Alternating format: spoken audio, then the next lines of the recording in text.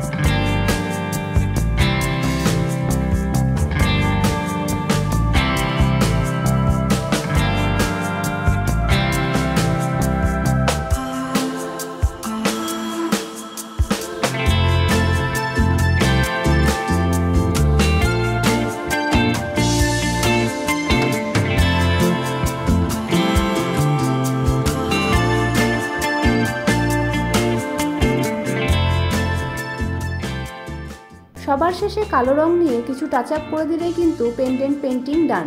এরপর এটাকে ভালো মতো শুকানোর জন্য কিন্তু 24 to 48 আওয়ার্স কিন্তু টাইম দিতে হবে। তারপর জিনিসটাকে আরো বেশি সিকিউর করার জন্য উপরে ভার্নিশ অ্যাপ্লাই করে নিই। তবে ভার্নিশ অ্যাপ্লাই করার আগে কিন্তু অবশ্যই চেক করে নেবে কালারটা কাঁচা আছে কিনা, না হলে কিন্তু সবটাই স্প্রেড হয়ে যাবে। স্পেশালি কালো রংটা যেহেতু সবার লাস্টে অ্যাপ্লাই করা হলেও কাঁচা থাকলে সেটাই থাকবে, আর স্প্রেড করলে কিন্তু সবটাই একটু কালচে হয়ে যাবে। So be careful about that.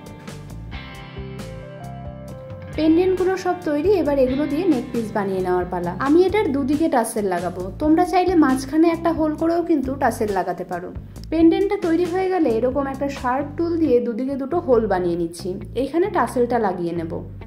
আমি এখানে কালো কার ইউজ করছি, তার সাথে অ্যাড করেছি কিছু থ্রেড বলস আর ঘুঙরু, আর নিচে ঘুঙরু দেওয়ার জন্য এরকমই ছোট্ট করে বানিয়ে নিয়েছি থ্রেড বলস আর কড়ি দিয়ে দুটো ঝুল। তোমরা চাইলে এই হোলগুলোর মধ্যে দিয়ে টাসেলটাকে পুরোপুরি ইনসার্ট করে নিতে পারো বা সুতো দিয়ে এর মধ্যে সেলাই করে দিতে পারো, কিংবা তোমাদের কাছে যদি কালারফুল টাসেল থাকে সেটাও কিন্তু তোমরা এর মধ্যে লাগিয়ে নিতে পারো। এবার জায়গা মতো কিছু গিট দিয়ে নেব যাতে জিনিসপত্রগুলো জায়গা মতো সিকিউর থাকে। নিচের ঝুলটা আটকানোর জন্য আমি ইউজ করছি ফ্যাব্রিক গ্লু। পেন্ডেন্টের পেছনের দিকের এই রাফ কাজগুলো করা হয়ে গেলে লাস্টে একটা কাপড়ের টুকরো দিয়ে কিন্তু পুরোটা ঢেকে দেবো। আর ফিনিশিংটা আরো বেশি স্মুথ করতে চাইলে পেছনের দিকেও কাপড়টা লাগানোর পর তোমরা কিন্তু জেসো অ্যাপ্লাই করে নিতে পারো। তবে এত বছর যাবত এই ধরনের জুয়েলারি ইউজ করে যা এক্সপিরিয়েন্স, ছিটে ফোটা বৃষ্টির জল লাগলে এতে কিছু হয় না। তবে যদি ঝুমঝুম করে বৃষ্টিতে ভিজে কিছু শুটিং করতে হয় তাহলেই এই ফ্যাব্রিক জুয়েলারির এক্সট্রা প্রোটেকশন দরকার। তো যাই হোক, গল্প করতে করতে তো জুয়েলারিগুলোও বানানো হয়ে গেল। তো ফাইনালি কেমন লাগছে সেটা দেখে নাও, সাথে আমাকে পরে কেমন লাগছে সেটাও দেখে নাও।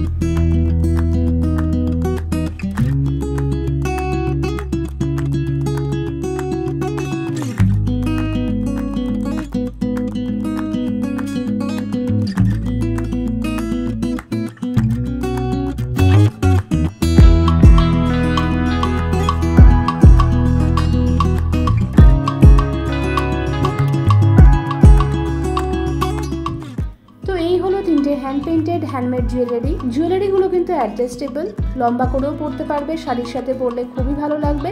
তাছাড়া গলার সাথে লাগিয়ে কিংবা একটা মিড লেন্থেও কিন্তু তোমরা পরতে পারো। কালারফুল থ্রেড বলসের সাথে ব্ল্যাক টাসেলের আইডিয়াটা আমার সবসময় খুব ফেভারিট, সেটাই আমি এখানে ইউজ করছি। এই সবটাই কিন্তু নিজের ইচ্ছে মতো চেঞ্জ করে নিতে পারবে। দেখতেই পেলে জিনিসগুলো বানানো কতটা ইজি। শাড়ি, কুর্তি কিংবা ওয়েস্টার্ন ড্রেসের সাথে পরার মতো করে এগুলোকে কাস্টমাইজ করেই নিতে পারো। আর এই কাস্টমাইজ করার জন্য অর্ডার কিন্তু তোমরা আমাকেও দিতে পারো স্ক্রিনে দেওয়া হোয়াটসঅ্যাপ নাম্বারে কিংবা ইনস্টাগ্রামে ডিএম করে। এছাড়া কোন পেন্ডেন্টটা বা কোন নেক পিসটা তোমাদের সবচেয়ে বেশি ভালো লাগছে সেটা কিন্তু আমাকে কমেন্টে জানাতে ভুলো না। আর এই টিউটোরিয়ালটা তোমাদের কেমন লাগলো সেটাও আমাকে অবশ্যই জানিও। আমার নিজের তো ভীষণ পছন্দ হয়েছে, আশা করি তোমাদেরও ভালো লাগবে। তো ভিডিওটা ভালো লাগলে আর ইউজফুল মনে হলে লাইক করো, কমেন্টে জানিও, বন্ধুদের সাথে শেয়ার করো। আর এরকম ভিডিও আরও দেখতে চ্যানেলটাকে সাবস্ক্রাইব করতে কিন্তু একদম ভুলো না, কারণ ওগুলোই আমার কাজের ইন্সপিরেশন। তো চলো, দেখা হচ্ছে পরের কোনো ইন্টারেস্টিং ভিডিওতে। Till then, tata.